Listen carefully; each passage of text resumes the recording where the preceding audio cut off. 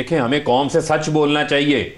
आप सच बोलें, हम सच बताएं लोगों को कि जो तेल की कीमतें हैं उसका आलमी मंडी से ताल्लुक है, उसका हम कंट्रोल नहीं कर सकते। ये जो हम पे हम पे तनकीद करते हैं, ये बताएं ना, अपने 5 साल दौर में इन्होंने कितने कुएं तेल के निकाले, कितने गैस के निकाले। एक मिनट डॉक्टर साहब, एक सवाल और ले लें, कितने कुएं निकाले?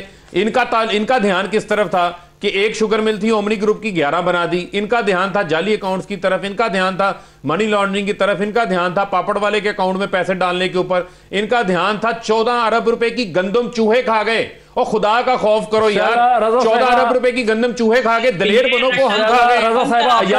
अयान अली लूट के ले गई, कौन ले गया? बात को जवाब तो पेश करें ना। रजा साहब, आपका ध्यान किस तरफ था? मैं ये कहना चाहती हूँ पहले से कि ऑनरेबल कोर्ट्स ने अयान अली को भेजा है। आप उनसे पूछें क्यों जाने दिया, आपकी नजरों में वो चोर थी, ठीक है।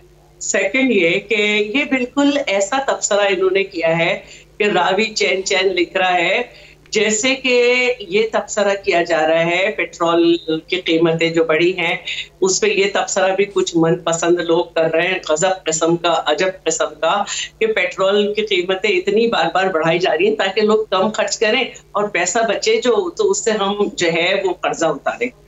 ऐसे भी हैं कुछ लोग, अजब तरह की बातें करते हैं, गजब तरह के तबसरे करते हैं।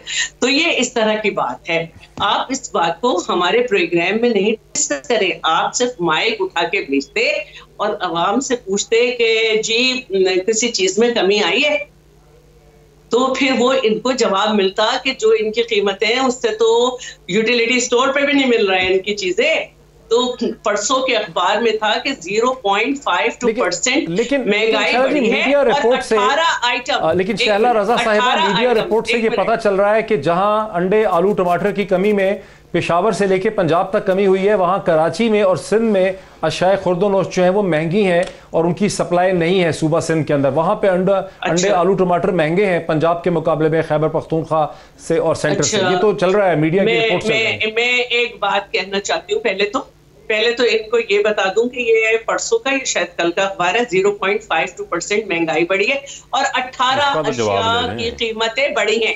और ये भी मैं आपको जवाब दे रही हूँ कि ये अपने यहाँ की प्राइसेस देते हैं लोअर मार्केट की, और जब ये सिंध की प्राइस डिस्कस करते हैं तो ये फिर बड़ी मार्केट की प्राइस उठाते हैं, जैसे जो बड़े आगाज सुपर स्टोर हैं या इसके।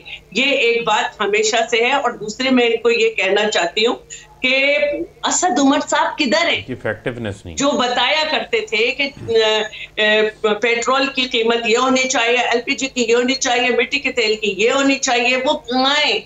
बताएं ना कि इस वक्त इंटरनेशनल मार्केट में क्या प्राइस है और आप कितना कमा रहे हैं। और ये भी बताएं कि जो लेवीज हैं उसकी आखिरी हद 30 है। आपने पिछली दफा जो कीमत बढ़ाई थी उसमें 30 कर दी थी। 2021 को आपने कहा था कि ये अवाम की बेहतरी का सवाल होगा। आपने मैं लेना चाहता हूं, मैं ब्रेक ले लूं, पहले छोटी सी ब्रेक ले लूं।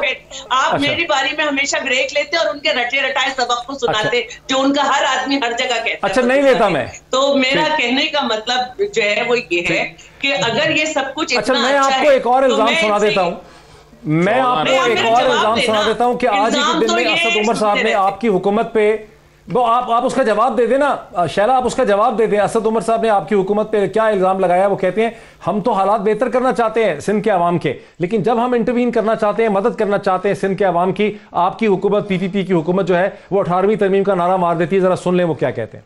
जरा सा भी अगर हम सिंध के अवाम के लिए कोई काम करने की कोशिश करते हैं तो आगे से नारा यह बुलंद होता है 18वीं तरमीम का, सिंध के बाइख्तियार होने का। पिछले साल कोरोना की बीमारी आई, बिलावल तो कहते थे लॉकडाउन लॉकडाउन लॉकडाउन, लेकिन इमरान खान को एहसास था कि गुर्बत क्या चीज होती है। 200 अरब रुपए पाकिस्तान के अवाम में तकसीम किए गए। मुराद अली शाह कहते थे कि यह मुजरिमाना काम हो रहा है। शायद उनकी नजर में गरीब की मदद करना मुजरिमाना काम होता है। प्रेस कॉन्फ्रेंस कर दी, वैक्सीन आ रही है, सिंध जो है वो वैक्सीन लेकर सबसे पहले करेगा। वैक्सीन एक नहीं है सिंध हुकूमत के पास, तमाम वैक्सीन वफाक इनको दे रहा है और उसके ऊपर सियासत हो रही है। शर्म आनी चाहिए। जी शैला रजा साहिबा, एक धले की वैक्सीन आपके पास नहीं है, लाइन में खड़े हैं। असद उमर साहब को ये बता दूं कि ये इंटरनेशनल पैंडेमिक है। हमने इनसे दरखास्त की थी कि हम सूबे के तौर पे भी खुद खरीद सकते हैं, इन्होंने मना कर दिया था। काम इन्हीं का है, जैसे भारत से पहले भी हुकूमतें पागल कुत्ते के काटने की वैक्सीन लेती थी, इन्होंने नहीं लिए। सिंध को ये एजाज हासिल है, वाइस सूबा खुद बनाता है। ठीक है, अब मैं आ जाती हूँ इनके दूसरे सवालों की तरफ। K4S2 50-50% वफाक और सूबे का मंसूबा था, इन्होंने आते ही उसको बंद कर दिया, इन्होंने पैसे नहीं दिए। इनके कुछ नहीं, अब आप मुझे जवाब देने कह रहे हैं कि हम मदद करना चाहते हैं सिंध के लोगों की, लेकिन आप लोग करना चाहते हैं। 161 अरब रुपए ऐलान थे, ऐलान रह गए। कुछ मंसूबे विफाक के चल रहे थे, इन्होंने वो बंद करके अपने लोगों को 15-15 करोड़ रुपए देके अब तक 44 करोड़ दे सके, नतीजा जीरो। जो हमारे 803 अरब के मंसूबे थे, जिसमें कलेक्ट था, नेबरहुड इंप्रूवमेंट है, सब कुछ है, जो 2 साल से हमारे ADP में शामिल है, बजट में आके अपने मंसूबे बनाने की कोशिश की। और जो 300 अरब रुपए हम ऑलरेडी जो है, जो हमने रखे हुए थे KCR के, उसमें भी ये घुस के आ गए। और सिर्फ एक ये इन्होंने बनाना है पिपरी तक, अंदर जो सब कुछ चल रही है उसमें इन्होंने झूठ सुप्रीम कोर्ट में कहा कि हमने KCR जो है वो कराची रेलवे स्टार्ट कर दी, वो पता चल जाएगा उनको। तो मेरा ये कहना है कि आपने कुछ किया कब है? आपने तो अब आप 18वीं तरमीम की बात कर रहे हैं, तो मैं आपसे कहूं कि सेंसस पे बात करना और एडमिनिस्ट्रेटिव ऑर्डर लाना, आपने 18वीं तरमीम की खिलाफ वर्जी की है। वो CCI का मैटर था। जब हम इनको ये बात बताते हैं तो इन्हें बुरा लग जाता है। फारूक हबीब का जवाब ले लें, खत्म होने वाला वक्त हमारा। वफाक को जवाब का मौका दीजिए। एक मिनट। बजट में इन्होंने 229 अरब रुपए कम दिए और पहले क्वार्टर में एक मिनट करके ये सारा टाइम ये मदद साहबा को मिल गया। मदद का ये इनका मुंह है मदद का। जी फारूक हबीब साहब, देखें बात ये है, देखें बात बड़ी सादा सी बात है कि इनके पास सिंध के अंदर इन्होंने किया क्या आज तक समझ नहीं आई। ये कह रहे प्राइसेस उधर क्यों नहीं कंट्रोल होती। मुझे आप बताएं कि हमारे मैं बताता हूँ, सुन ले ना सर, सुन ले। अब आप सुनना नहीं पसंद कर रही।